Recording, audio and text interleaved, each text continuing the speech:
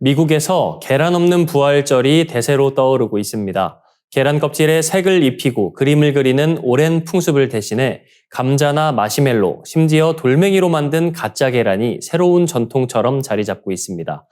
미국의 부활절은 4월 20일로 이 시기 미국 가정들은 알록달록한 색으로 장식한 계란을 가족과 나누며 축복을 전하는 전통을 이어왔습니다. 하지만 조류 인플루엔자 여파로 계란값이 폭등하면서 상황이 달라졌습니다. 미 노동통계국에 따르면 지난해 8월 기준 미국 내 계란 가격은 전년 동기 대비 28.1% 상승했고 올해 1월 기준 대형 계란 12개 가격은 평균 4.95달러, 한화로 약 7,200원에 달하며 사상 최고치를 기록했습니다. 이러한 고물가 상황 속에 미국인들은 창의적인 방법으로 부활절 분위기를 살리고 있습니다. SNS에는 감자에 그림을 그려 꾸미는 영상부터 마시멜로를 염색해 병아리 모양으로 장식하는 방법, 심지어 골판지와 알루미늄 포일로 계란 모양을 만드는 팁까지 다양하게 공유되고 있습니다. 미국 ABC 방송은 이러한 움직임은 2023년에도 계란 가격이 급등하며 처음 주목을 받았고 올해는 더욱 널리 확산되고 있다고 전했습니다. 실제로 계란 장식 키트를 판매하는 파스의 설문조사에 따르면 응답자의 94%는 올해도 계란 장식을 할 계획이지만 78%는 계란을 예년보다 적게 구매할 것이라고 답했습니다. 이 같은 흐름은 장난감 시장에도 영향을 미쳤습니다. 플라스틱이나 찰흙으로 만든 모형 계란의 인기가 치솟으며 공예 소매업체 마이클스는 계란 모형 키트 판매가 전년 대비 약 20% 증가했다고 밝혔습니다. 또한 일부 가정은 아예 계란을 자급자족하기 위해 암탉을 직접 기르기 시작했습니다. 닭을 대여해주는 서비스까지 등장하면서 현재 미국 내 닭을 기르는 가정은 1,100만 가구에 달합니다. 계란을 실은 수송 트럭이 도난당하는 사건까지 발생할 정도로 계란을 둘러싼 진풍경은 계속되고 있습니다. 계란 하나에도 경제의 풍향계가 담기는 시대, 미국의 부활절은 이제 창의력으로 위기를 돌파하고 있습니다. 상어는 평생 수천에서 수만 번 이빨을 갈고 코끼리도 6번에 걸쳐 이를 교체합니다. 하지만 인간은 단 한 번뿐인 영구치를 갖고 살아가야 합니다. 그렇기에 치아를 잃었을 때는 임플란트나 보철물 같은 인공 대체물이 유일한 선택지였죠. 그러나 이제 인간의 치아도 다시 자라게 할 수 있는 시대가 다가오고 있습니다. 영국 킹스 칼리지 런던 연구진은 임페리얼 칼리지 런던과의 협업을 통해 실험실에서 치아를 배양하는 데 처음으로 성공했다고 BBC가 보도했습니다. 연구팀은 치아 발생 환경을 모방한 특수 물질을 개발해 세포 간 신호를 유도하고 이를 통해 진짜 치아처럼 성장하는 조직을 키우는 데 성공했습니다. 이번 기술의 핵심은 치아가 단순히 생기는 것이 아니라 잇몸의 조직과 자연스럽게 결합한다는 점입니다. 기존의 임플란트가 티타늄 금속 부리를 잇몸뼈에 고정하는 방식이었다면 이 새 기술은 진짜 치아처럼 자가 조직과 융합돼 더 강하고 오래 지속되며 면역 거부 반응도 거의 없습니다. 재생 치의학을 이끄는 안나 안젤로바 볼포니 박사는 치아를 실험 접시 위에서 자라게 하는 이 방식은 지식의 공백을 메우는 계기가 되고 있다고 전했습니다. 또한 연구진은 향후 이 기술을 통해 충전재나 임플란트를 대체하는 완전히 새로운 치아 재생 방식이 가능할 것으로 기대하고 있습니다. 현재 연구팀은 2가지 방법을 구상 중입니다. 첫 번째는 실험실에서 배양한 초기 치아 세포를 이가 빠진 자리에 이식해 입 안에서 자라게 하는 방식이고 두 번째는 완전히 자란 치아를 이식하는 방식입니다. 두 방법 모두 시작은 실험실에서 이루어져야 합니다. 킹스 칼리지의 박사과정에 있는 쉬천장 연구원은 이번 기술은 생물학적으로 호환성이 뛰어나고 내구성이 높아 임플란트보다 우수하다고 밝혔습니다. 물론 실제 임상 적용까지는 시간이 걸릴 전망입니다. 킹스 칼리지의 시어셔 오툴 박사는 내 평생에 이 기술을 환자에게 적용하기는 어려울 수 있지만 내 자식의 자식 세대에선 현실이 될 수 있을 것이라고 말했습니다.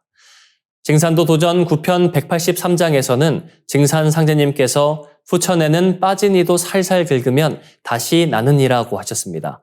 이 말씀은 후천의 장수 문화를 개벽하신 내용인데 현대 과학의 발전으로 이런 장수 문명을 보게 될 날이 가까워 오고 있습니다.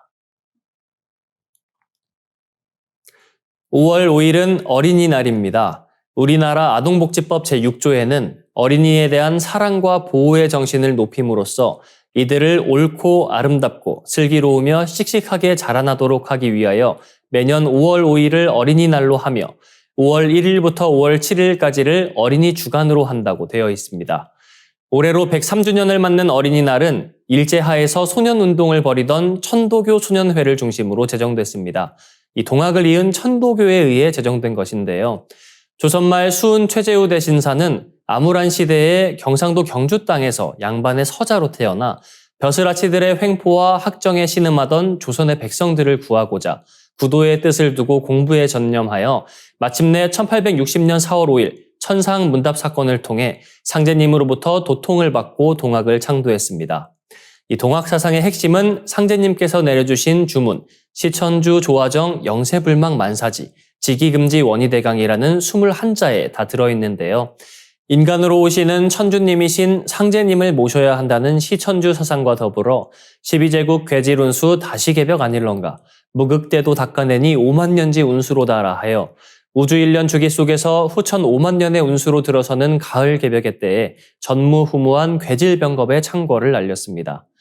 이러한 동학 시천주 사상은 물론 본질에서는 멀어졌다는 한계가 있지만 천도교에서는 인내천 사상으로 해석되면서 어린이를 하늘처럼 대하라는 메시지를 통해 어린이날이 탄생하게 된 것입니다.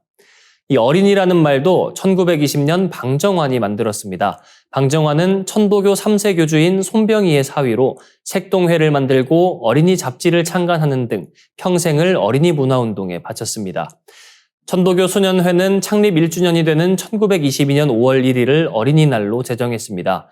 어린이날 운동을 사회적으로 확대시키기 위해 조선소년운동회를 결성하고 이듬해인 1923년 5월 1일을 제1회 어린이날로 선포했습니다. 그 후 1927년 10월 16일 다시 조선소년연합회로 통합돼 어린이날을 5월 첫째 공휴일로 바꿨습니다. 이듬해 1928년부터 어린이날 주최기관이 조선소년운동총동맹으로 바뀌어 어린이날 행사를 지속하다가 1931년부터 1936년까지 일제의 탄압이 심해지면서 1937년부터는 아예 금지되고 소년단체도 강제 해산을 당했습니다. 그러다 어린이날이 다시 부활한 건 해방 이후였는데요. 1946년 조선소년운동중앙협회 등이 중심이 돼 5월 5일을 어린이날로 선포했고 이는 오늘날까지 이어지고 있습니다. 증산 상제님의 강세를 예고한 동학의 문화에서 탄생한 어린이날, 미래의 희망인 아이들을 사랑하고 아끼며 소중히 생각하는 하루 되시길 바랍니다. 도널드 트럼프 미국 대통령이 중국산 제품에 최대 145%에 달하는 관세를 부과한다고 발표한 이후 중국 전역에서 반미 감정이 급속히 확산되고 있습니다. 중국 사회 곳곳에서는 미국인을 배척하거나 미국산 제품을 거부하는 분위기가 퍼지고 있으며 애국 소비 바람도 거세지고 있습니다. 중국 SNS 웨이보와 샤오홍슈 등에는 미국 불매 리스트와 대체 브랜드 목록이 공유되고 있습니다. 아이폰 대신 화웨이나 오포, 스타벅스 대신 루이싱 커피나 중국 밀크티 브랜드를 선택하자는 움직임도 나타나고 있습니다. 일부 업소들은 노골적인 반미 조치를 시행하고 있습니다. 중국의 한 개발자 교육기관은 미국 고객에게는 학비의 1250% 봉사료를 부과한다며 10배로 돌려주겠다고 밝혔습니다. 또한 미국 본토 결제 방식을 거부하고 온라인 강의 제공도 중단한다고 공지했습니다. 산시성의 한 보석가게는 미국인에게 104%의 봉사료를, 난닝시의 자동차 검사소는 미국산 차량에 대해 100%의 추가 비용을 부과하겠다고 밝혔습니다. 안경점, 호텔 등 다양한 업종에서도 미국인에 대한 불편을 감수하면서까지 보복 소비를 실천하겠다는 움직임이 확산되고 있습니다. 이러한 조치는 실질적인 미국인 고객의 유무와 관계없이 상징적인 의미로 받아들여지고 있으며 중국 국민들 사이에선 굴복하지 않겠다는 집단 심리가 반영된 것으로 풀이됩니다. 한편 중국 지상항공은 최근 미국 보잉사로부터 1억 2천만 달러 규모의 드림라이너 항공기 인수를 연기했습니다. 명확한 이유는 공개되지 않았으나 미중 관세 전쟁의 여파라는 분석이 제기됩니다. 이번 사태는 트럼프 대통령이 중국산 제품에 대해 125%의 상호 관세를 부과하면서 누적 관세율이 145%에 달한 것이 계기가 됐습니다. 중국 정부도 125%의 보복 관세로 맞불을 놓았습니다.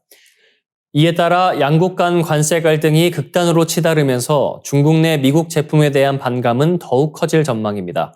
실제로 중국 당국은 자국민에게 미국 여행과 유학 자제를 권고했으며 미국 영화의 수입 제한도 시사했습니다. 이 같은 흐름은 단순히 소비 트렌드를 넘어 미중 양국의 전략적 경쟁 구도를 반영하고 있습니다. 양국 관계의 향방에 전 세계가 주목하고 있습니다.